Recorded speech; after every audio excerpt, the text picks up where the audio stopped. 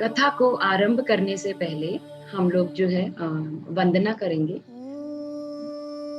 कपूर गौरम करुणावतारम संसार सारम भुजगैर्धारम सदा वसंतम हृदयारविंदे भवम भवानी सहितम नमामि। ओम नमः शिवाय, ओम नमः शिवाय, ओम नमः शिवाय। कथा इस प्रकार है, विदेशूर संहिता का शिव पुराण का परिचय। आज हम उसके बारे में जानेंगे। सूत जी कहते हैं, साधु महात्माओं, आपने बहुत अच्छी बात पूछी है। आपका यह प्रश्न तीनों लोगों का हित करने वाला है। अब प्रश्न ये है कि उन्होंने क्या पूछा था। उन्होंने पूछा था, ऋषियों ने, कि आप हमें कोई ऐसा उपाय बताएं जिससे कम यत्न करने से ही जो हमारी जो है मुक्ति हमें प्राप्त हो जाए। यह प्रश्न जो है वो तीनों लोगों का हित करने वाला है। मैं गुरुदेव व्यास का स्मरण करके आप लोगों के स्नेहवश इस विषय का वर्णन करूंगा। आप उसे कृपया करके आदर पूर्वक सुने। सबसे उत्तम जो शिव पुराण है वह वेदांत का सर्वस्व है तथा वक्ता और श्रोता का समस्त पाप राशियों से उद्धार करने वाला है। इतना ही नहीं, वह परलोक में परमार्थ वस्तु को देने वाला है। कलि की कल्मश राशि का विनाश करने वाला है। उसमें भगवान शिव के उत्तम यश का वर्णन है। ब्राह्मणों, धर्म, अर्थ, काम और मोक्ष, इन चारों पुरुषार्थों को देने वाला वह पुराण सदा ही अपने प्रभाव की दृष्टि से वृद्धि या विस्तार को प्राप्त हो रहा है। विप्रवरों, उस सर्वोत्तम शिव पुराण के अध्ययन मात्र से वे कलयुग के पापासक्त जीव श्रेष्ठतम गति को प्राप्त हो जाएंगे। कलयुग के महान उत्पात तभी तक जगत में निर्भय होकर विचरेंगे, तब तक यहाँ शिव पुराण का उदय नहीं होगा। इसे वेद के तुल्य माना गया है। इस वेद कल्प पुराण का सबसे पहले भगवान शिव ने ही प्रणयन किया था। विद्येश्वर संहिता, रुद्र संहिता, विनायक संहिता, उमा संहिता, मात्र संहिता, एकादश रुद्र संहिता, कैलाश संहिता, शत रुद्र संहिता, कोटि रुद्र संहिता, सहस्त्र कोटि रुद्र संहिता, वायवीय संहिता तथा धर्म संहिता। इस प्रकार ये जो इस पुराण के जो है संगत जी, हमें जो है वो एक तरह से जो है 12 खंड जो है हमें पहले थे, जो बाद में धीरे धीरे करते हुए हमारे जो है वो कम हो गए। ये 12 संहिताएं अत्यंत पुण्यमयी मानी गई हैं। ब्राह्मणों, अब मैं उनके श्लोकों की संख्या बता रहा हूँ। अब हर एक के अंदर संगत जी कितने कितने श्लोक हैं, इसके बारे में बताया गया है। आप लोग वह सब आदर पूर्वक सुने। विद्येश्वर संहिता में 10,000 श्लोक हैं।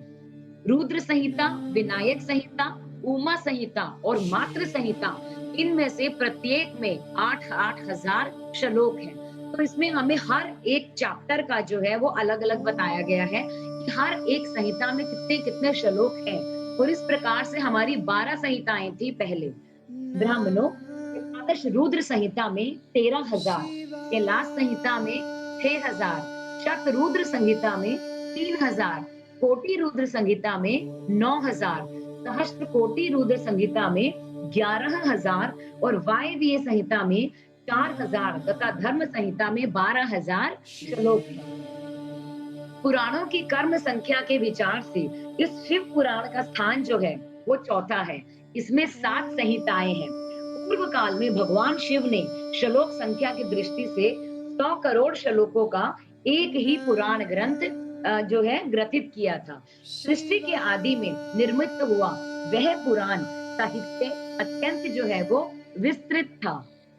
फिर द्वापर आदि युगों में द्वैपायन आदि महर्षियों ने जब पुराण का 18 भागों में विभाजन कर दिया, उस समय संपूर्ण पुराणों का संक्षिप्त स्वरूप केवल 4 लाख श्लोकों का रह गया। उस समय उन्होंने शिव पुराण का 24,000 श्लोकों में प्रतिपादन किया था। यही इसके श्लोकों की संख्या है। यह वेद तुल्य पुराण 7 संहिताओं में बटा हुआ है। इसकी पहली संहिता का नाम विद्येश्वर संहिता है, दूसरी रुद्र संहिता समझनी चाहिए, तीसरी का नाम शत रुद्र संहिता, चौथी का कोटि रुद्र संहिता, पांचवी का उमा संहिता, छठी का कैलाश संहिता और सातवीं का नाम वायवीय संहिता है। और सातवीं जो है, जो लास्ट थी हमारी, हमें जैसा कि हमने बताया, वो वायवीय संहिता थी। इस प्रकार ये 7 संहिताएं मानी गई हैं। इन सातों संहिताओं से जो युक्त दिव्य शिव पुराण जो है, वो एक्चुअल में वेद के तुल्य प्रामाणिक तथा सबसे उत्कृष्ट गति जो है प्रदान करने वाला माना गया है। यह निर्मल शिव पुराण भगवान शिव के द्वारा ही प्रतिपादित है। इसे शैव शिरोमणि भगवान व्यास ने संक्षेप से संकलित किया है। यह समस्त जीव समुदाय के लिए उपकारक, त्रिविध तापों का नाश करने वाला, तुलना रहित एवं सत्पुरुषों को कल्याण प्रदान करने वाला है। इसमें वेदांत विज्ञानमय प्रधान तथा निष्कपट निष्काम धर्म का प्रतिपादन किया गया है। यह पुराण ईर्ष्या रहित अंतःकरण वाले विद्वानों के लिए जानने की वस्तु है। इसमें श्रेष्ठ मंत्र समूहों का संकलन है तथा धर्म, अर्थ और काम, इस त्रिवर्ग की प्राप्ति के साधन का भी वर्णन है। यह उत्तम शिव पुराण समस्त पुराणों में सबसे ज्यादा श्रेष्ठ है। यह उत्तम समस्त पुराण जो है, सबसे जो है अच्छा माना गया है। वेद वेदांत में वैद्य रूप से विलसित परम वस्तु परमात्मा का इसमें दान किया गया है। जो बड़े आदर से इसे पढ़ता तथा सुनता है, वह भगवान शिव का प्रिय होकर परम गति को प्राप्त हो जाता है। इस प्रकार आगे का हम जानेंगे। तो इसमें हमें शिव पुराण का परिचय दिया गया है संगत जी, जो कि बहुत ही सुंदर ढंग से हमें यह बताया गया है कि शिव पुराण के जो पहले जो है वो 12 पार्ट्स थे, 12 संहिताएं थी, और धीरे धीरे जो है उनको जो है शॉर्ट में संक्षेप में करके उनको 7 संहिताओं में बांट दिया गया। और हर एक संहिता में कितने कितने श्लोक हैं, हमें इसके बारे में भी बताया गया। आगे का अध्याय इस प्रकार है। साध्य साधन आदि का विचार तथा श्रवण, कीर्तन और मनन, इन 3 साधनों को श्रेष्ठता का प्रतिपादन।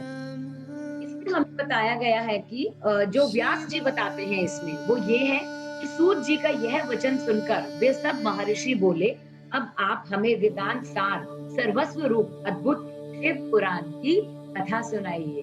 अब यहाँ से संगत जी हमारी बहुत ही खूबसूरत शिव पुराण की जो कथा है वो शुरू होने जा रही है। सूत जी ने कहा, आप सब महर्षि गण रोग शोक से रहित कल्याण में भगवान शिव का स्मरण करके पुराण प्रवर शिव पुराण की जो वेद के सार तत्व से प्रकट हुआ है, उसकी कथा आप सभी लोग ध्यान से सुनिए। शिव पुराण में भक्ति, ज्ञान और वैराग्य, इन तीनों का प्रीति पूर्वक गान किया गया है और वेदांत वेद सद्वस्तु का विशेष रूप से वर्णन है।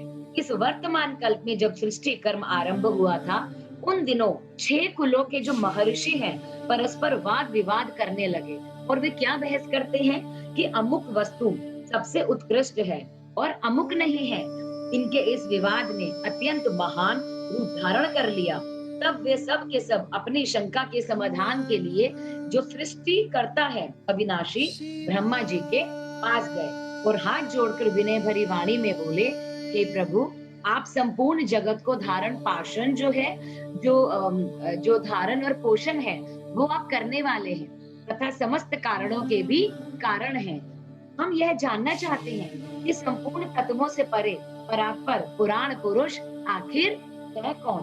ब्रह्मा जी ने कहा, जहां से मन सहित वाणी उन्हें ना पाकर लौट आती है तथा जिनसे ब्रह्मा, विष्णु, रुद्र और इंद्र आदि से युक्त यह संपूर्ण जगत समस्त भूतों तथा जो है एवं इंद्रियों के साथ पहले प्रकट हुआ है, वे ही ये देव महादेव सर्वज्ञ एवं संपूर्ण जगत के स्वामी हैं।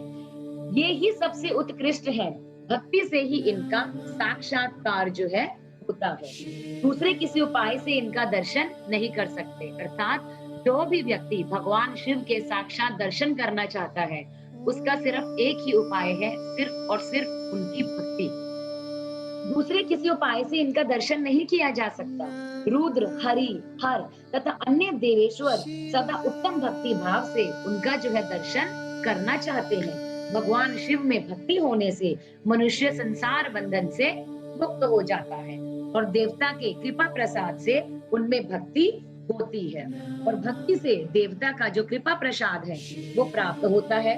ठीक उसी तरह जैसे यहाँ पर अंकुर से बीज और बीज से अंकुर पैदा होता है, इसलिए तुम सब जो है ब्रह्म ऋषि भगवान शंकर का कृपा प्रसाद प्राप्त करने के लिए भूतल पर जाकर वहां सहस्त्रों वर्षों तक चालू रहने वाले एक विशाल यज्ञ का आयोजन करो।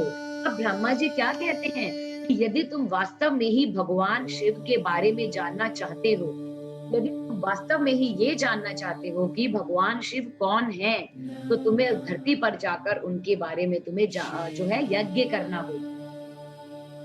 और इन यज्ञपति भगवान शिव की ही कृपा से वेदोक्त विद्या के सारभूत साध्य साधन का ज्ञान होता है। शिव पद की प्राप्ति ही साध्य है, उनकी सेवा ही साधन है तथा उनके प्रसाद से जो नित्य नैमित्तिक आदि फलों की ओर से निग्रह होता है, वही साधक है। वेदोक्त कर्म का अनुष्ठान करके उसके महान फल को भगवान शिव के चरणों में समर्पित कर देना ही परमेश्वर पद की प्राप्ति है।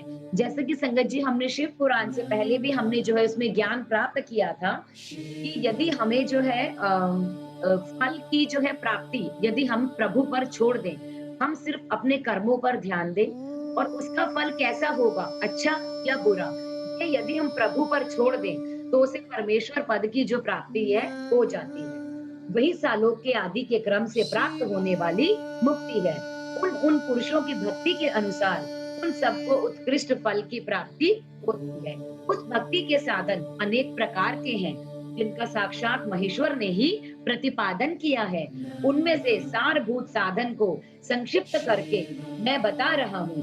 कान से भगवान के नाम, गुण और लीलाओं का श्रवण, वाणी द्वारा उनका कीर्तन तथा मन के द्वारा उनका मनन, इन तीनों को महान साधन कहा गया है।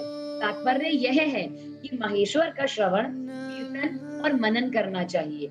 ये श्रुति का वाक्य हम सबके लिए प्रमाणभूत है। इसी साधन से संपूर्ण मनोरथों की सिद्धि में लगे हुए आप लोग परम साध्य को प्राप्त हो। लोग प्रत्यक्ष वस्तु को आंखों से देखकर उसमें प्रवृत्त होते हैं, परंतु जिस वस्तु का कहीं पर भी प्रत्यक्ष दर्शन नहीं होता, उसे श्रवणेंद्रिय द्वारा जान सुनकर मनुष्य उसकी प्राप्ति के लिए चेष्टा करता है।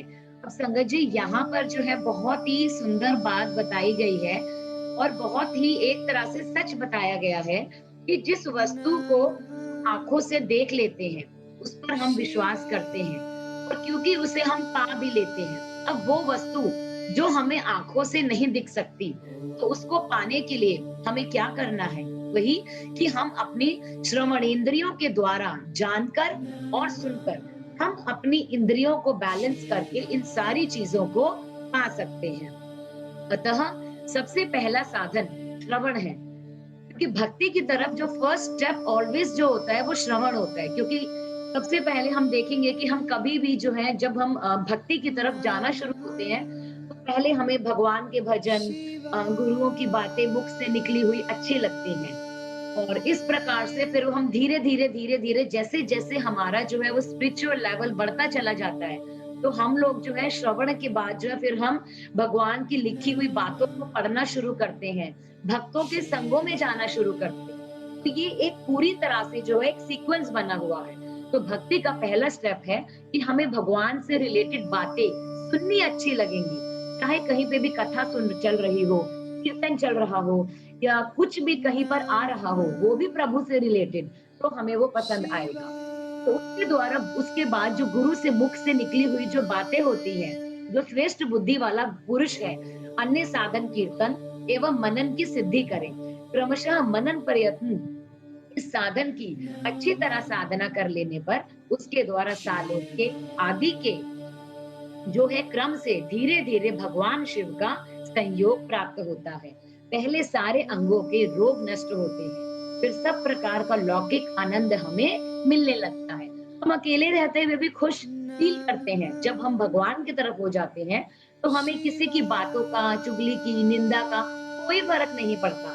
यदि हम अकेले भी घर में हैं, अकेले भी किसी स्थान पर हैं, तो हम अपने आप में ही इंटरनल हम लोग हैप्पीनेस फील करते हैं। भगवान शंकर की पूजा, उनके नामों के जप तथा उनके गुण रूप विलास और नामों का युक्ति परायण चित्त के द्वारा जो निरंतर प्रतिशोधन या चिंतन होता है, उसी को मनन कहा गया है।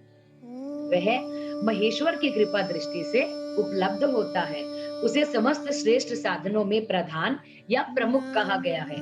सूत जी कहते हैं, मुनीश्वरों, इस साधन का महात्म्य बताने के प्रसंग में आप लोगों के लिए एक प्राचीन वृत्तांत का वर्णन करूंगा। उसे ध्यान देकर आप सुने। पहले की बात है, पराशर मुनि के पुत्र मेरे गुरु व्यास देव जी सरस्वती नदी के सुंदर तट पर तपस्या कर रहे थे। एक दिन सूर्य तुल्य तेजस्वी विमान से यात्रा करते हुए भगवान सनत कुमार अकस्मात वहां आ पहुंचे। उन्होंने मेरे गुरु को वहां पर देखा और वे ध्यान में मग्न थे। उससे जगने पर उन्होंने ब्रह्मपुत्र सनत कुमार जी को अपने सामने उपस्थित देखा। देखकर वे बड़े वेग से उठे और उनके चरणों में प्रणाम करके मुनि ने उन्हें अर्घ्य दिया और देवताओं के बैठने योग्य आसन भी अर्पित किया। तब प्रसन्न हुए भगवान सनत कुमार विनीत भाव से खड़े हुए व्यास जी से गंभीर वाणी में बोले, मुने, तुम सत्य वस्तु का चिंतन करो। वह सत्य पदार्थ भगवान शिव ही है जो तुम्हारे साक्षात्कार के विषय होंगे। भगवान शंकर का श्रवण, कीर्तन, मनन, ये तीन महत्तर साधन कहे गए हैं। ये तीनों ही वेद सम्मत हैं। पूर्व काल में मैं दूसरे दूसरे साधनों के संभ्रम में पड़कर घूमता घामता मंदराचल पर जा पहुंचा और वहां तपस्या करने लगा। तदंतर महेश्वर शिव की आज्ञा से भगवान नंदिकेश्वर वहां आए और उनकी मुझ पर बड़ी दया थी। वे सबके साक्षी तथा शिव गणों के स्वामी भगवान नंदिकेश्वर मुझसे स्नेह पूर्वक मुक्ति का उत्तम साधन बताते हुए बोले, भगवान शंकर का श्रवण, कीर्तन और मनन, ये तीनों साधन वेद सम्मत हैं और मुक्ति के कारण हैं। भगवान शंकर के बारे में सुनना, उनका कीर्तन करना और उनका मनन करना, ये सबसे जो है उत्तम साधन बताए गए हैं भगवान शिव को प्राप्त करने के। यह बात स्वयं भगवान शिव ने मुझसे कही है, ये नंदिकेश्वर ने बताया। व्यास जी से बारंबार ऐसा कहकर अनुगामियों सहित ब्रह्मपुत्र सनत कुमार परम सुंदर ब्रह्म धाम को चले गए। अब इस प्रकार पूर्व काल के इस उत्तम वृतांत का मैंने संक्षेप से वर्णन किया है। ऋषि बोले, सूत जी, श्रवण आदि तीन साधनों को आपने मुक्ति का उपाय बताया है, किंतु जो श्रवण आदि तीनों साधनों में असमर्थ हो, वह मनुष्य किस उपाय का अवलंबन करके मुक्त हो सकता है? इस साधन भूत कर्म के द्वारा बिना यत्न के ही मोक्ष मिल सकता है। अब इसमें जो ऋषि जी हैं, जो ऋषि आए थे सूत जी के पास, वे क्या कहते हैं? नंदिकेश्वर ने जो है बताया था कि यदि कोई व्यक्ति भगवान का श्रवण, भगवान शंकर का श्रवण, कीर्तन और मनन करता है तो वो साक्षात भगवान के दर्शन और उनका जो है शिव धाम को प्राप्त करता है और मुक्ति मिल जाती है। लेकिन अब ऋषि क्या पूछते हैं संगत जी सूत से कि अगर कोई व्यक्ति इन तीनों को ही ना कर पाए, ना वो श्रवण करे भगवान के बारे में, ना कोई कीर्तन कर पाए और ना ही कोई मनन करे, तो वो व्यक्ति कैसे प्राप्त करेगा शिव को? तो इसके बारे में हमें आगे बताया जाएगा अध्याय में। अब भगवान शिव के लिंग एवं साकार विग्रह की पूजा के रहस्य तथा महत्व का वर्णन। अब जो है हमें भगवान जो शिव का जो लिंग है, शिवलिंग है, हमें उसकी कथा बताई गई है आगे। सूत जी कहते हैं, शौनक, जो श्रवण, कीर्तन और मनन इन तीनों साधनों के अनुष्ठान में समर्थ ना हो, अर्थात जो ये तीनों कार्य ही ना कर सकता हो, वह भगवान शंकर के लिंग एवं मूर्ति की स्थापना करके नित्य उसकी पूजा करे तो संसार सागर से पार हो सकता है। वंचना अथवा छल ना करते हुए अपनी शक्ति के अनुसार धन राशि ले जाए और उसे शिवलिंग अथवा शिव मूर्ति की सेवा के लिए अर्पित कर दे। साथ ही निरंतर उस लिंग एवं मूर्ति की पूजा भी करे। तो ये हमें बताया गया है कि किस प्रकार जो व्यक्ति ये तीनों कार्य नहीं कर सकते, वो अपनी जो है शक्ति के अनुसार शिवलिंग अथवा शिव मूर्ति की सेवा को अपना आप को अर्पित कर दे। साथ ही निरंतर उस लिंग एवं मूर्ति की पूजा भी करे। उसके लिए भक्ति भाव से मंडप, गोपुर तीर्थ, मठ एवं क्षेत्र की स्थापना करे तथा उत्सव रचाए। वस्त्र, गंध, पुष्प, धूप, दीप तथा पुआ और शाक आदि व्यंजनों से युक्त भांति भांति के भक्ष्य भोजन अन्न नैवेद्य के रूप में समर्पित करे। रथ, ध्वजा, व्यसन, चामर तथा अन्य अंगों सहित राजोपचार की भांति सब समान भगवान शिव के लिंग एवं मूर्ति को चढ़ाए। प्रदक्षिणा, नमस्कार तथा यथाशक्ति जप करे। आवाहन से लेकर विसर्जन तक सारा कार्य प्रतिदिन भक्ति भाव से संपन्न करे। इस प्रकार शिवलिंग अथवा शिव मूर्ति में भगवान शंकर की पूजा करने वाला पुरुष श्रवण आदि साधनों का यदि अनुष्ठान नहीं भी करता तो भगवान शिव की प्रसन्नता से सिद्धि प्राप्त कर लेता है। वे कहते हैं कि यदि कोई व्यक्ति श्रवण, कीर्तन और मनन नहीं कर सकता और यदि कोई व्यक्ति उनके शिवलिंग की और उनकी मूर्ति की पूजा करता है तो भी उसको जो है भगवान की जो है वो सिद्धि प्राप्त हो जाती है। पहले के बहुत से महात्मा पुरुष लिंग तथा शिव मूर्ति की पूजा करने मात्र से भव बंधन से मुक्त हो चुके हैं। ऋषियों ने पूछा, मूर्ति में ही सर्वत्र देवताओं की पूजा होती है, लिंग में नहीं, लेकिन भगवान शिव की पूजा सब जगह मूर्ति में और लिंग में क्यों की जाती है? अब यहाँ पर जो है ऋषि जो है वो सूत जी से प्रश्न करते हैं कि जितने भी भगवान हैं सबकी मूर्ति की पूजा की जाती है, सिर्फ एक साक्षात भगवान शिव ऐसे हैं जिनकी मूर्ति और लिंग दोनों की पूजा की जाती है, ऐसा क्यों? वे पूछते हैं। तब सूत जी क्या बताते हैं, ध्यान पूर्वक सुनेंगे। ईश्वरों, तुम्हारा यह प्रश्न तो बड़ा ही पवित्र और अत्यंत उद्भट है।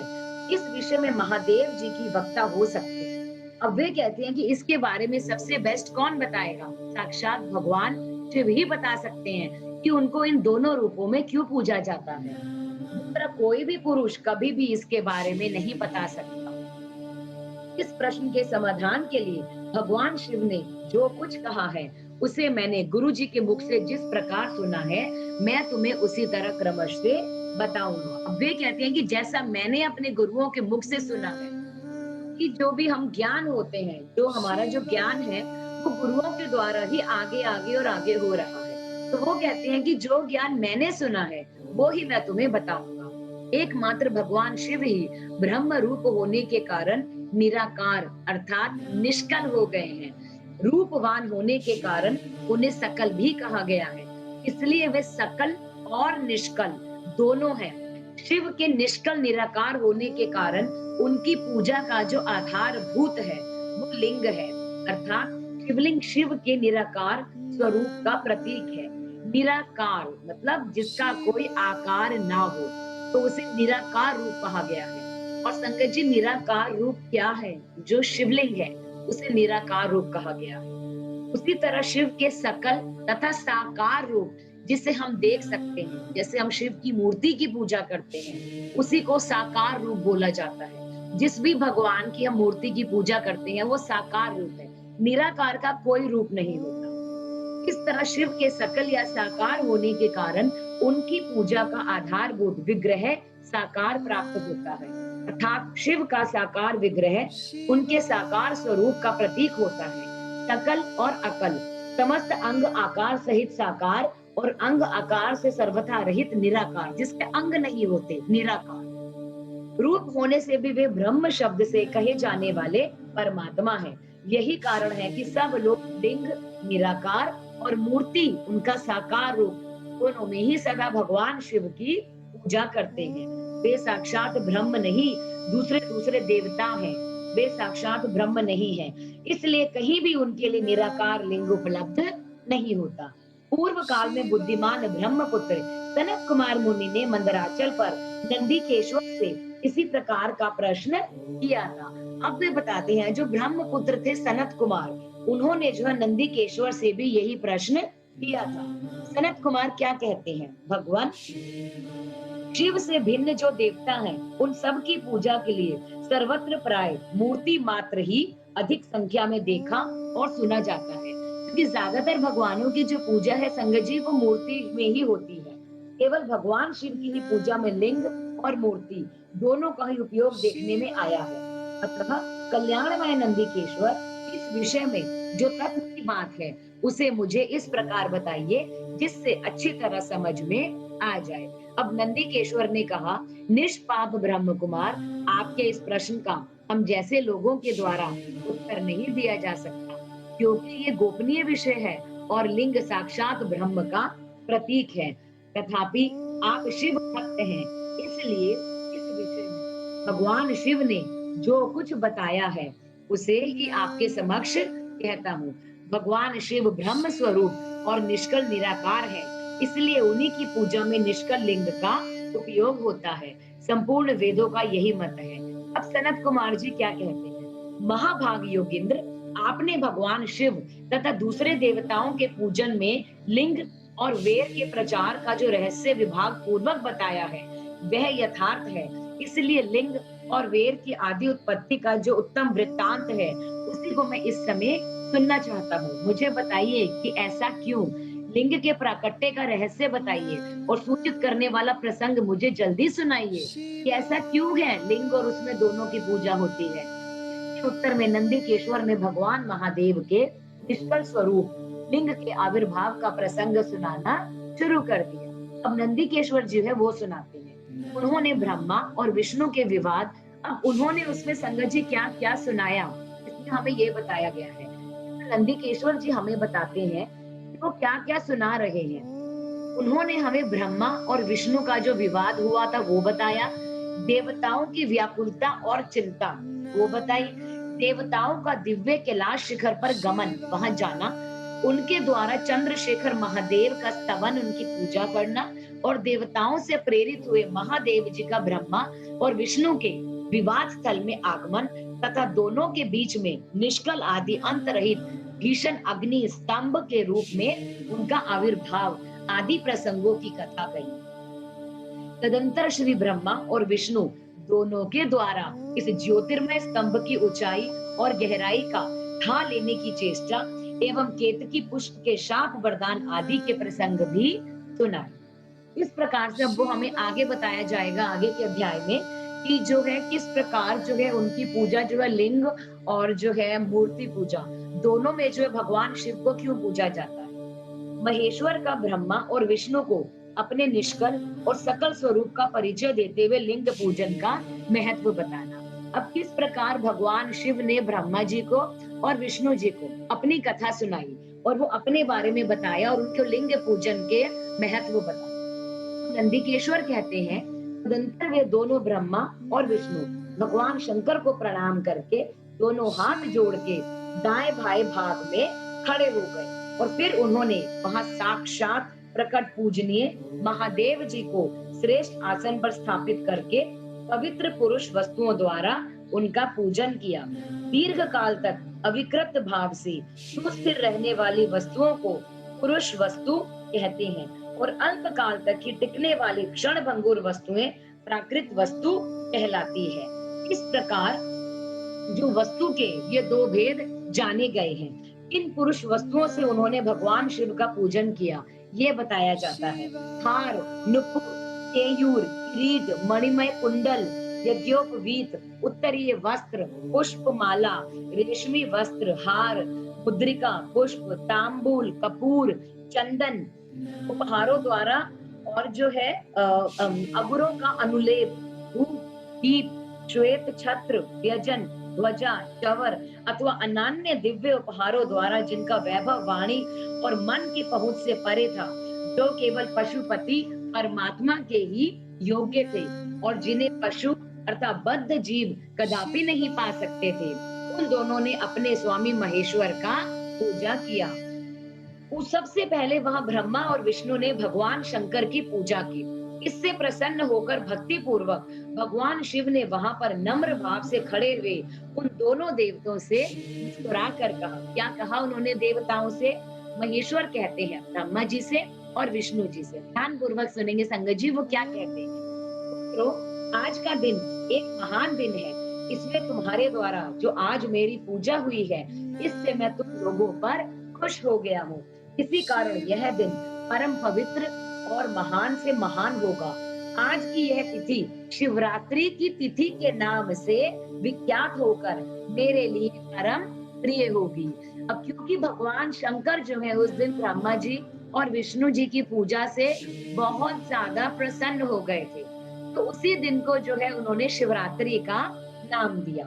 इतने समय में जो मेरे लिंग, अब भगवान क्या बताते हैं कि इस समय जो मेरे लिंग निष्कल अंग आकृति सहित निराकार स्वरूप के प्रतीक और मूर्ति की पूजा करेगा, वह पुरुष जगत की सृष्टि और पालन आदि कार्य भी कर सकता है। जो शिवरात्रि को दिन रात निराहार एवं जितेंद्रिय रहकर अपनी शक्ति के अनुसार निश्चल भाव से मेरी पूजा करेगा, उसको मिलने वाला फल का वर्णन सुनो। अब भगवान बताते हैं कि उसको क्या फल मिलेगा जो शिवरात्रि के दिन पूजा करता है। 1 वर्ष तक निरंतर जो मेरी पूजा करने पर फल मिलता है, वो सारा का सारा फल केवल एकमात्र शिवरात्रि को मेरा पूजन करने से मनुष्य तत्काल प्राप्त कर लेगा। अर्थात पूरे साल की जो सेवा है, वो एक दिन शिवरात्रि की जो पूजा करेंगे वो उसके इक्वल होगी। जैसे पूर्ण चंद्रमा का उदय समुद्र की वृद्धि का अवसर है, उसी प्रकार यह शिवरात्रि की तिथि मेरे धर्म की वृद्धि का समय है। इस तिथि में मेरी स्थापना आदि का मंगलमय उत्सव होना चाहिए। पहले मैं जब ज्योतिर्मय स्तंभ रूप से प्रकट हुआ था, भी उस समय मार्गशीर्ष मास में आर्द्रा नक्षत्र से युक्त पूर्णमासी या प्रतिपदा है। जो पुरुष मार्गशीर्ष मास में आर्द्रा नक्षत्र होने पर पार्वती के सहित मेरा दर्शन करता है अथवा मेरी मूर्ति या लिंग की ही झांकी करता है, वह मेरे लिए कार्तिकेय से भी अधिक प्रिय है। उस शुभ दिन को मेरे दर्शन मात्र से पूरा फल प्राप्त होता है।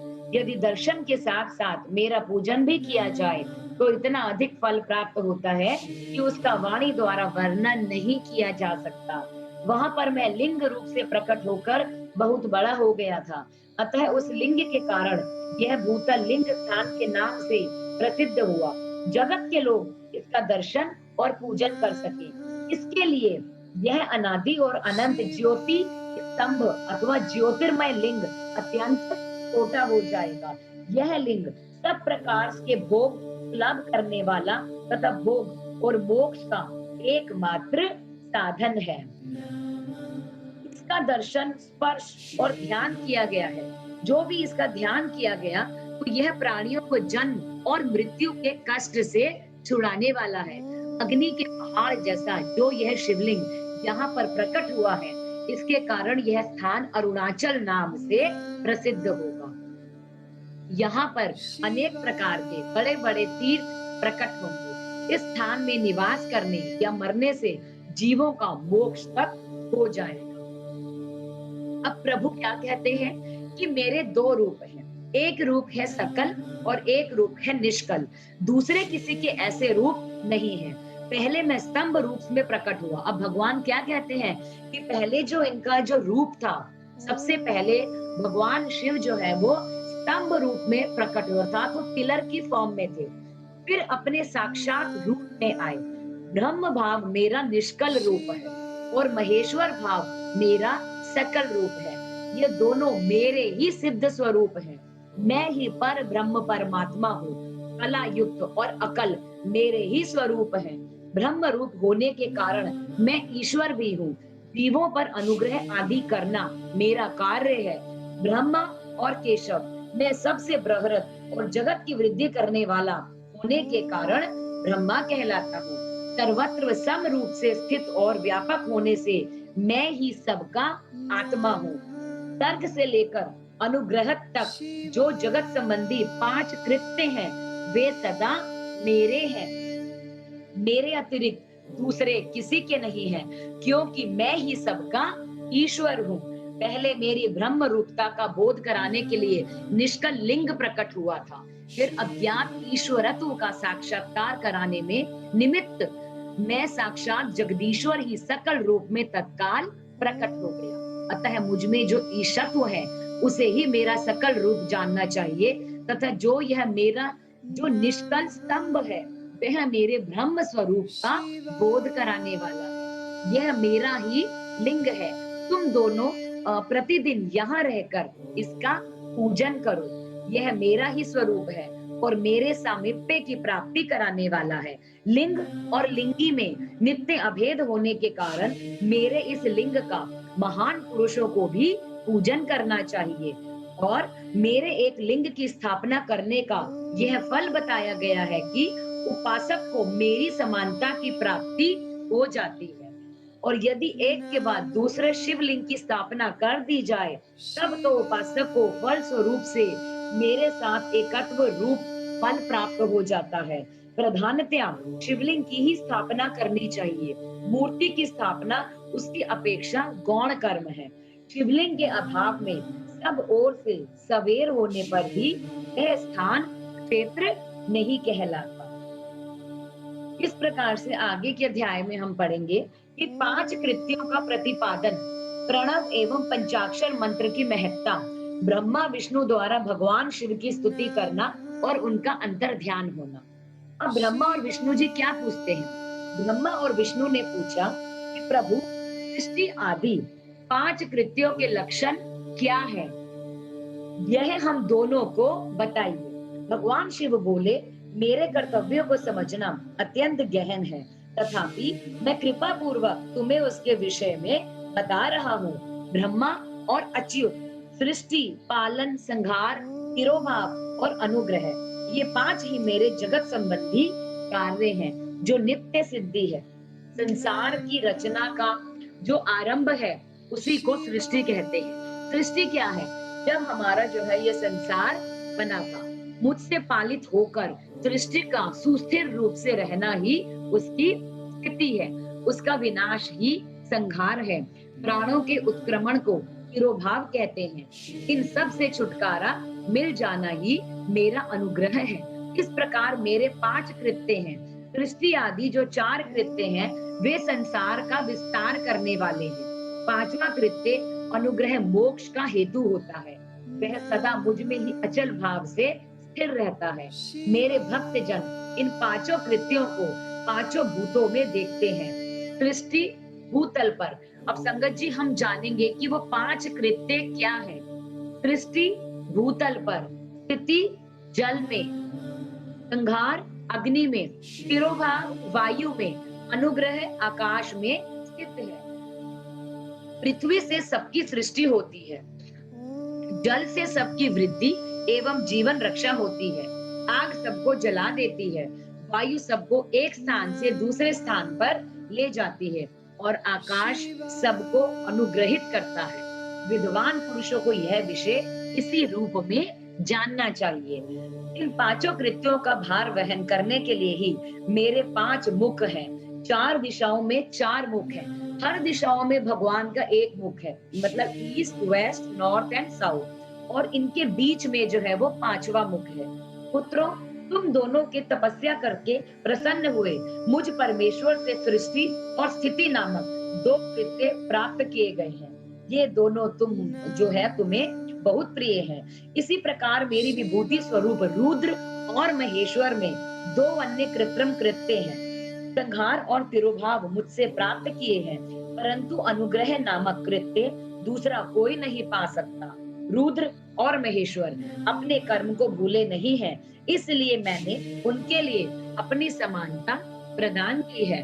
वे रूप, वेश, नृत्य, वाहन, आसन, आयुध आदि में मेरे समान है। मैंने पूर्व काल में अपने स्वरूप भूत मंत्र का उपदेश दिया है जो ओमकार के रूप में प्रसिद्ध है। अब संगत जी यहाँ पर हमें बहुत ही सुंदर शब्दों में ओम के बारे में बताया गया है। हम उसे ध्यान पूर्वक सुनेंगे कि प्रभु कहते हैं कि मैंने पूर्व काल में अपने स्वरूप भूत मंत्र का उपदेश किया है जो ओमकार के रूप में प्रसिद्ध है। वह मंगलकारी महामंत्र है। सबसे पहले मेरे मुख से ओमकार अर्थात ओम प्रकट हुआ जो मेरे स्वरूप का बोध कराने वाला है। ओमकार वाचक है और मैं वाच्य हूँ। यह मंत्र मेरा स्वरूप ही है।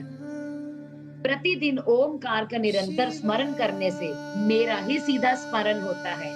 मेरे उत्तरवर्ती मुख से आकार का, पश्चिम मुख से उनके जो जिस प्रकार संगत जी हमने 4 मुख बताए थे कि चारों दिशाओं में उनका जो है वो एक एक मुख है। एक ईस्ट, वेस्ट, नॉर्थ और साउथ। अब वो बता रहे हैं कि चारों मुख में से उनका क्या है। मेरे उत्तरवर्ती मुख से अकार का, पश्चिम से उकार का, दक्षिण से मकार का और पूर्ववर्ती मुख से बिंदु का तथा मध्यवर्ती मुख से नाद का प्राकट्य हुआ। इस प्रकार 5 अवयवों से युक्त ओंकार का विस्तार हुआ। तो 5 मुख थे, तो पांचों से जो है वो अलग-अलग हमारी जो है चीजें आई और पांचों ने मिलके एक ओम शब्द बनाया। इस प्रकार 5 अवयवों से युक्त ओंकार का विस्तार हुआ। इन सभी अवयवों से एकीभूत होकर यह प्रणव ओम नामक एक अक्षर हो गया। यह नाम रूपात्मक सारा जगत तथा वेद उत्पन्न स्त्री पुरुष वर्ग रूप दोनों कुल इस प्रणव मंत्र से व्याप्त है। यह मंत्र शिव और शक्ति दोनों का बोधक है। इसी से पंचाक्षर मंत्र की उत्पत्ति हुई, जो मेरे सकल रूप का बोधक है। जो ओम है वो भगवान का जो है वो निराकार रूप को पाने का तरीका है। ओम रूप हमने नहीं देखा, ओम। और जो है और जो लोग जो है भगवान के सकल रूप की पूजा करते हैं, उनका मंत्र हम पढ़ेंगे। वह अकरादि क्रम से मकरादि क्रम से क्रमशः प्रकाश में डाला गया है। ओम नमः शिवाय, ये पंचाक्षर मंत्र है और ये सकल रूप का जो है वो सकल रूप को मानने का तरीका बताया गया है। पंचाक्षर मंत्र से मात्र का वर्ण प्रकट हुए हैं, जो 5 भेद वाले हैं। उसी से शिरो मंत्र सहित त्रिपदा गायत्री का प्राकट्य हुआ है। उस गायत्री से संपूर्ण वेद प्रकट हुए हैं और उन वेदों से करोड़ों मंत्र निकले हैं। और इसी प्रकार जो है ये सब आगे आगे जो आज हम ज्ञान ले रहे हैं, ये भी वहीं से कंटिन्यू है। उन मंत्रों से भिन्न भिन्न कार्यों की सिद्धि होती है, परंतु इस प्रणव एवं पंचाक्षर से संपूर्ण मनोरथों की सिद्धि होती है। इस मंत्र समुदाय से भोग और मोक्ष दोनों सिद्ध होते हैं। मेरे सकल स्वरूप से संबंध रखने वाले सभी मंत्र राज साक्षात भोग प्रदान करने वाले और शुभ कारक मोक्ष प्रद हैं। नंदीकेश्वर जी कहते हैं, तदंतर जगदम्बा पार्वती के साथ बैठे हुए गुरुवर महादेव जी ने उत्तराभिमुख बैठे हुए ब्रह्मा और विष्णु को पर्दा करने वाले वस्त्र से आच्छादित करके उनके मस्तक पर अपना कर कमल रखकर धीरे धीरे उच्चारण करके उन्हें उत्तम मंत्र का उपदेश दिया। मंत्र तंत्र में बताई हुई विधि के पालन पूर्वक 3 बार मंत्र का उच्चारण करके भगवान शिव ने उन दोनों शिष्यों को मंत्र की दीक्षा दी। फिर उन शिष्यों ने गुरु दक्षिणा के रूप में अपने आप को ही समर्पित कर दिया और दोनों हाथ जोड़कर उनके समीप खड़े हो गए और उन देवेश्वर जगत गुरु का स्तवन किया। अब ब्रह्मा और विष्णु जी क्या बोलते हैं? वे कहते हैं कि हे प्रभु, आप निष्कल रूप हैं, आप नमस्कार है। अब जो ब्रह्मा जी और विष्णु जी हैं, वो बहुत ही मतलब अपनी अंतरात्मा से खुश हो जाते हैं। उन्हें इतनी ज्यादा खुशी होती है कि वो भगवान शिव को अलग अलग तरीके से नमस्कार करते हैं। किस तरीके से वो भगवान शिव को अपने दिल से श्रद्धा से किस प्रकार पूजते हैं, हमें ये बताया गया। अब क्या कहते हैं ब्रह्मा और विष्णु कि प्रभु आप निष्कल रूप हैं, आपको नमस्कार है। आप निष्कल तेज से प्रकाशित होते हैं, आपको नमस्कार है। आप सबके स्वामी हैं, आपको नमस्कार है। आप सर्वात्मा को नमस्कार है अथवा सकल स्वरूप आप महेश्वर को नमस्कार है। आप प्रणव के वाच्यार्थ हैं, आपको नमस्कार है। आप प्रणव लिंग वाले हैं, आपको नमस्कार है। सृष्टि पालन संहार तिरोभाव और अनुग्रह करने वाले आपको नमस्कार है। आपके 5 मुख हैं, आप परमेश्वर को नमस्कार है। पंच ब्रह्म स्वरूप 5 कृत्य वाले आपको नमस्कार है। ब्रह्मा है, आपके गुण और शक्तियां अनंत हैं, आपको नमस्कार है। आपके सकल और निष्कल 2 रूप हैं, आप सद्गुरु एवं शंभु हैं, आपको नमस्कार है। इन पद्यों द्वारा अपने गुरु महेश्वर की स्तुति करके ब्रह्मा और विष्णु ने उनके चरणों में प्रणाम किया। अब महेश्वर बोले, आरदा नक्षत्र से युक्त चतुर्दशी को प्रणव का जप किया जाए तो वह अक्षय फल देने वाला होता है, और सूर्य की संक्रांति से युक्त महा आरदा नक्षत्र में एक बार किया हुआ प्रणव जप कोटि गुने जप का फल देता है। मृगशिरा नक्षत्र का अंतिम भाग तथा पुनर्वसु का आदि भाग पूजा, होम और तर्पण आदि के लिए सदा आरदा के समान ही होता है। यह जानना चाहिए, मेरा या मेरे लिंग का दर्शन प्रभात काल में ही प्रातः और संगम मध्याह्न के पूर्व काल में ही करना चाहिए। मेरे दर्शन पूजन के लिए चतुर्दशी तिथि निशीथ व्यापिनी अथवा प्रदोष व्यापिनी लेनी चाहिए, क्योंकि परिवर्तिनी तिथि से संयुक्त चतुर्दशी ही प्रशंसा की जाती है। अब संगत जी, इसमें हमें जो है अलग अलग दिनों के हिसाब से और अलग अलग नक्षत्रों के हिसाब से बताया गया है। भगवान कहते हैं कि किस नक्षत्र में पूजा करोगे तो कैसा फल मिलेगा। ये प्रभु साक्षात अपने मुख से हमें बता रहे हैं। पूजा करने वालों के लिए मेरी मूर्ति तथा लिंग दोनों एक समान है। फिर भी मूर्ति की अपेक्षा लिंग का स्थान जो है वो ऊंचा माना गया है। इसलिए मुमुक्षु पुरुषों को चाहिए कि वे मूर्ति से ही श्रेष्ठ समझकर लिंग का ही पूजन करें। लिंग का ओमकार मंत्र से करें। यदि हम लिंग की पूजा करते हैं, शिवलिंग की, तो हमें वहां जाकर ओम की जो है वो जो चैंटिंग है वो करनी चाहिए और वेद का पंचाक्षर मंत्र से ओम नमः शिवाय वो करना चाहिए। और शिवलिंग की स्वयं की स्थापना करके अथवा दूसरों से भी स्थापना करवाकर उत्तम द्रव्यमय उपचारों से उसकी पूजा करनी चाहिए। इससे मेरा पद सुलभ हो जाता है। इस प्रकार उन दोनों शिष्यों को उपदेश देकर भगवान शिव वहीं पर अंतर्ध्यान हो गए। इस प्रकार से इस कथा में हमने जाना, जो ये अध्याय था, कि हमें भगवान शिव के किन किन नक्षत्रों में पूजा करनी चाहिए। और हमने ये भी जाना कि भगवान का जो है वो जो शिवलिंग और जो मूर्ति पूजन है, हम दोनों में ही यदि करते हैं तो बराबर का फल मिलता है। यदि लेकिन फिर भी शिवलिंग की पूजा को जो है संगत जी हमें उससे कहीं ज्यादा फल देने वाला बताया गया है कि यदि जो व्यक्ति सुबह उठकर जो है नहा धोकर जो है वो शिवलिंग की पूजा करता है तो उसको कहीं अधिक फल उससे ज्यादा मिलता है। तो इस प्रकार जो आज की जो ये अध्याय है, अगला हम जो है कल कंटिन्यू करेंगे। तो उसके बाद जो है कल के अध्याय में हमें ये बताया जाएगा कि शिवलिंग की स्थापना किस प्रकार हुई। कल का मैं आपको थोड़ा-सा इंट्रो दे देती हूँ कि आज हमें ये बताया गया था कि भगवान की 2 रूपों को किस प्रकार माना गया है। उनका निराकार रूप और उनका साकार रूप। जो निराकार रूप है, वो शिवलिंग को बोला गया है और जो साकार रूप है, वो जो भगवान साक्षात जो खुद हैं, जिनके अंग हैं, वो उनको बोला गया है। कल अब हम पढ़ेंगे कि शिवलिंग की जो स्थापना है, वो किस प्रकार करनी चाहिए, उसके लक्षण, उसकी पूजन की क्या विधि है। जो भी व्यक्ति शिवलिंग की जो है स्थापना करता है या करवाता है, तो उसको भी करने के कुछ हर चीज के तरीके हैं। उसकी पूजन की विधि का पूरी तरीके से कल हम जो है उसके वर्णन करेंगे और शिव पद की प्राप्ति कराने वाले सत्कर्मों का विवेचन। और ऐसे कौन से व्यक्ति हैं जो शिव पद की प्राप्ति कर सकते हैं, उन व्यक्तियों के बारे में बताया जाएगा कि ऐसे कौन से कार्य, ऐसे कौन से अच्छे कर्म किए जाएं कि सीधा शिव धाम को जो है व्यक्ति जाए। क्योंकि जो भी व्यक्ति सच्चे दिल और आत्मा के साथ जो है भगवान शिव की पूजा करते हैं और उसमें हमें ये भी बताया गया है कि जरूरी नहीं है कि श्रवण और जो वो 3 चीजें जो हमने आपको बताई कि कीर्तन, श्रवण और मनन, सिर्फ इन्हीं के थ्रू भगवान तक नहीं पहुंचा जा सकता। भगवान तक पहुंचने के और भी बहुत तरीके हैं।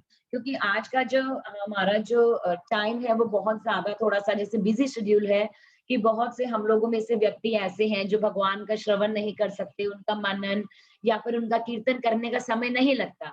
तो और भी बहुत से तरीके भगवान ने बताए हैं कि जिसके थ्रू हम जो है भगवान शिव की के धाम को जो है प्राप्त कर सकते हैं और वो है हमारा साक्षात भगवान शिव का पूजा करना और उनके लिंग की पूजा करना। तो आज की जो कथा है हम यहीं पर रोकते हैं, आगे की कथा जो है हम कल कंटिन्यू करेंगे। तो आज के लिए सबसे पहले तो मैं आप सब से हाथ जोड़कर जो है प्रार्थना करूंगी कि यदि कोई भी गलती हुई हो तो उसके लिए मैं क्षमा प्रार्थी हूँ और भगवान से भी माफी मांगूंगी इस चीज के लिए कि कोई भी पढ़ने में कोई त्रुटि हुई हो तो मैं उसके लिए क्षमा प्रार्थी हूँ। जिस प्रकार कथा का आरंभ हम लोगों ने ओम से किया था, तो उसी प्रकार अ, जो कथा जब हम समाप्त करेंगे तो वो भी ओम की चैंटिंग से ही करेंगे।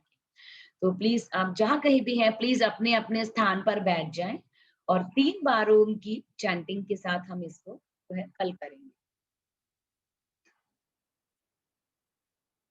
ओ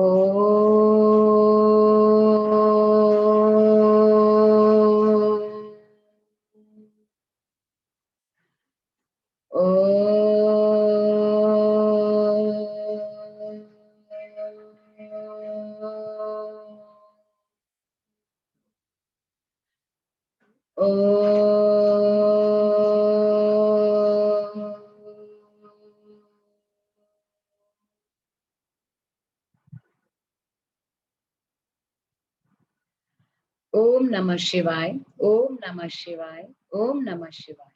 कल आपको जो है समय के बिल्कुल अकॉर्डिंग हम लोग यहीं पर कल फिर जो है 7:30 बजे फिर से 7 बजे शाम को मिलेंगे।